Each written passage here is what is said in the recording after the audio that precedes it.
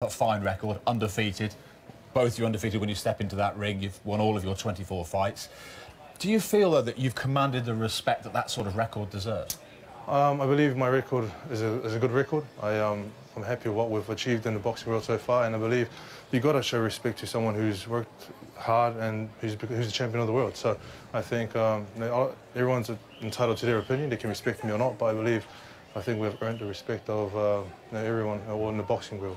So how big an opportunity is this for you? Because David Higgins, your promoter, was saying that Joshua's had his career-defining fight with Klitschko. Is this yours then? I think this is mine. I think this is very important for two young champions and going at it. I think we want to put everything in the line, and this is an opportunity for both of us. You know, he wants my belt, I want his two belts. So I think it's going to bring a lot of fireworks and a lot of big bombs in the fight. Let's talk about this belt then. This one is yours. Okay. I was reading up about. If you don't know, well, news just came out. It hasn't even been that long ago since I got the email. It's exactly 2 p.m. Eastern Standard Time here, January the 23rd, 2018, and this fight has already, according to Matchroom Promotions or Matchroom Boxing, sold 70,000 tickets. Right now, me being American, you know, there's this perception that I'm just going to ride with Deontay Wilder because he's American. You know, of course, I want Wilder versus Joshua or Joshua. Yes, I understand he is the A side. Joshua versus Wilder to happen. But I feel that Joseph Parker is being overlooked. All right? They are both undefeated. He is young. He is in his prime. And he does have some power. I like Vladimir Klitschko. I was a big Vladimir Klitschko fan before I was even doing what I'm doing now. I've watched all of Vladimir Klitschko fights. I've watched all of Joseph Parker's fights that are available, and I've watched all of Anthony Joshua fights. Anthony Joshua is good. However, his chin is questionable. Now, in boxing, if you get rocked one time, just one time in your career, if you get a little shaky legs, that's going to follow you. Just like Canelo got rocked by Jose Miguel Cotto all those years back. It's going to follow you. So I've noticed sensitive UK fans, you can get real sensitive and misinterpret the words of what I'm saying when it comes to Anthony Joshua. Say, hey, listen, he does have some issues. You know, he's been down multiple times in his career, and if somebody can capitalize, since he's been boxing, going back to the amateurs, and if somebody can capitalize off of that, they can beat him. Now, of course, yeah, fighters go down and get back up, but you can't be mad at the messenger, you know? Joseph Parker does have a chance. Now, let's go back to the tickets, right? People are saying Anthony Joshua doesn't have to come to the United States. Yes, he doesn't have to. He doesn't have to ever fight in Vegas. If he were to fight anywhere, it would be in Vegas or it would be in New York. That makes the most sense, likely Vegas. But right now, I hate to be the bringer of bad news. Anthony Joshua is not that very well known over here. You know, maybe in Vegas or in New York, in the tourist areas, he could walk around and get some recognition. But then again, this is when likely UK fans or Anthony Joshua fans that are going to say, well, Wilder ain't even selling out. Listen, we're not talking about that. That's how females argue, going back and forth. My job is to give you the news and to let you understand that if Anthony Joshua beats Joseph Parker doesn't have a rematch clause. He says he doesn't need one. If Anthony Joshua beats Joseph Parker, then because Deontay Wilder has that belt is enough reason for him to fight Anthony Joshua alone. The media is saying, hardcore boxing fans are saying, it's the casual fans that are saying he doesn't need Wilder. What's your logic? But then again, I understand. You know, I understand that that's in this generation, boxing fans, you know, are more concerned about the money the fighters are making, which you have a right to be, especially since it's prize fighting, than the championship accolades, you know? If he was to win, he would have 3 belts, and if you count the IBO 4, it would be 1 out there to be undisputed. And in this era, there has never been a 4-belt undisputed champion in this era. In this era, you have to have that WBO, you have to have that WBA, you have to have that IBF and that WBC. You know, now from my understanding, Eddie Hearn, Shelly Finkel, the manager, one of the managers, and Al Heyman, the advisor, promoter, whatever, met with Eddie Hearn around the time Danny Jacobs fought Luis Arias in New York. And they have some type of plan worked out. But then again, you have people saying that Wilder's crazy if he thinks he's going to get 50-50. Now, understand, listen, of course Wilder, he knows in his head he's not getting no 50-50. His team knows he's not getting no 50-50. You know, so when you listen to you guys, when I listen to people say that the only reason why Wilder is not fighting Joshua right now on Parker is because he asked 50-50, no. The Parker fight has always been in the works for the last, what, 2 years or so. Eddie Hearn met with, put it this way. I'm not going to show the video again, but I've showed it before. All you got to do is look on YouTube, Eddie Hearn, Duco, TstreeT. Just type that in. And you'll see a video where Eddie Hearn is meeting with them, talking about having this fight in the spring of this year. And this was last year they was talking about this. So they have their own plan, even though Wilder wants to fight now. And Wilder, of course, is going to have to go over to the UK for this fight unless, unless Anthony Joshua and Eddie Hearn say, okay, you know what? We're going to go over to the United States this one fight. Even though we can't sell out no stadium over there, we're going to go to Las Vegas, and beat Deontay Wilder and then, come back here. Or, they may think that, well, we want Deontay Wilder to come over here so we can win and be undisputed over here. If they win, then remember, he's got to get past Joseph Parker. I really think Joseph Parker has a chance, and I'm really counting this as a 50-50 fight. People are looking at that Klitschko win as, and which it is, the defining win of Anthony Joshua's young career. He's still young, He's been on the fast track.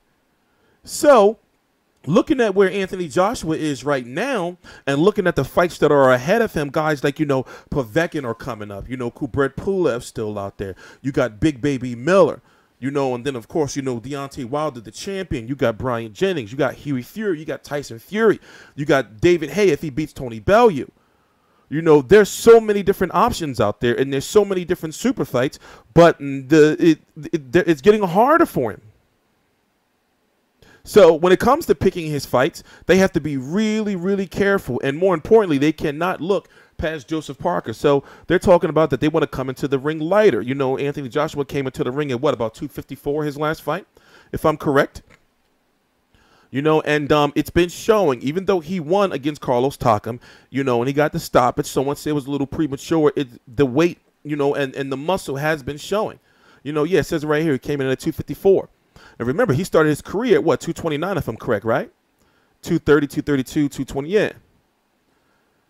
So that's 24 pounds plus. And if he were to lose, people would say, well, he just got too big, put on too much weight.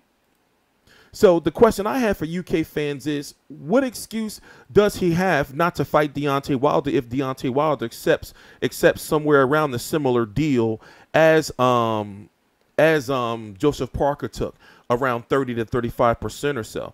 Because I think, come on, they know they're not getting no 50-50. And Wilder's team, they know they're not getting no 50-50. And there is a such thing called ducking by pricing yourself out, by asking for some more outrageous amount. I don't believe they feel that way. And either way, if Deontay Wilder were to get 30%, or 30% or 35, he's going to get he's going to make 10 times more than what he's ever made, likely, some shit like that.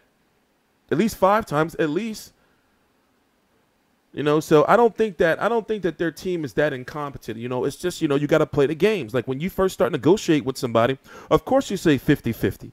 But it's no way in hell that Deontay Wilder and his team are going to accept any less than 20%. And that's just in boxing. In super fights in boxing, you don't see no 80-20 splits. I'm sorry, you don't. Unless it's some old shit like, you're a Mayweather opponent. It's not going to happen. It's so unrealistic for you to think that Joshua is going to take 80%, against Deontay Wilder. That's just crazy. 30% is more than fair. 35% is fair. But you have fans, not going to understand. You're not as educated on the politics and everything, on how it works. 80% is just a smack in the face when you have a belt. In my opinion, when you have a belt, you should be entitled to at least 40, at least 30%. You should be automatically entitled to that if you have a belt, in my opinion. And I think the sanctioning body should come together when it comes to something like that. Also, there's some issues here in the United States because HBO and Showtime are in a bidding war for the fight where, hold on, what am I doing? Where Showtime is trying to seal up a deal. Eddie Hearn is aligned with HBO now with his Matchroom USA and Danny Jacobs. And Eddie Hearn is likely doing his best to play hardball to get the best possible deal for Anthony Joshua in a televised deal over here in the States. So if Anthony Joshua were to sign with HBO, a long-term deal with HBO, you know, it would spell so much trouble for Wilder versus Joshua versus Wilder. Where is it at? I'm gonna play this a little bit so you can understand what I'm talking about. Yeah, it's only a minute long. Watch this. Be right back. Joshua versus Parker. Now, what is Showtime doing to make sure that you secure that bout without going to, you know, the bidding war with HBO? Yeah, and also, I would like your thoughts on the fight as well. Well, I think it's an important fight in the division. It's an important fight for Showtime. You know, we're aggressively going after it. We're in conversation with the Matchroom. I'm confident we're going to get a deal done. And what that gives us is a little bit of, what allows us to do is impose some organization on the division, because we're going to start off March with March 3rd. We're seeing 2 of the top heavyweights in the world, 2 of the top 4 in just about everybody's rankings, in Wilder and Ortiz. Then we end the month, hopefully, with another 2 of the other 2 of the top 4. So within that month, you know, the span of 4 weeks, you're seeing, you know, the top 4 heavyweights in the world, all 4 heavyweight titles, you know, and then the guys, you know, come out of those fights will be on a collision course. Okay, so as he said, that's the president of Showtime, by the way. Now, if he was to sign up Joshua, you know, then he has some promotional pool where it'll help Wilder get the fight, because that's the American network, you know, right there, and he's with Wilder. You know, he wants, you know, Joshua versus Wilder to happen. And with Wilder versus Ortiz happening March the 3rd and Joshua versus Parker happening on March the 31st, he can start working together with the timeline and saying, okay, well, even if we can't get this fight done by September, and they choose different fights to make sure we have this fight done by the spring. So, you know, if you hear that Joshua signs with Showtime a long-term deal, or a 2-fight or a 3-fight deal, then you can rest assured that Deontay Wilder will be involved in that, and that network leverage will help Wilder get his 30% or whatever he's going to settle for. But TstreeT Controversy. This is TstreeT Controversy Live. They're saying that they're going to release some more tickets on Monday. What's going to be Monday? The 29th of January. Right now, they're saying 70,000 tickets have already been sold. And I've heard, you know, about what you guys say about Eddie Hearn doing something funky with the tickets over there. I still don't see how it works. That's not my expertise. But, you know, I am going to look into it.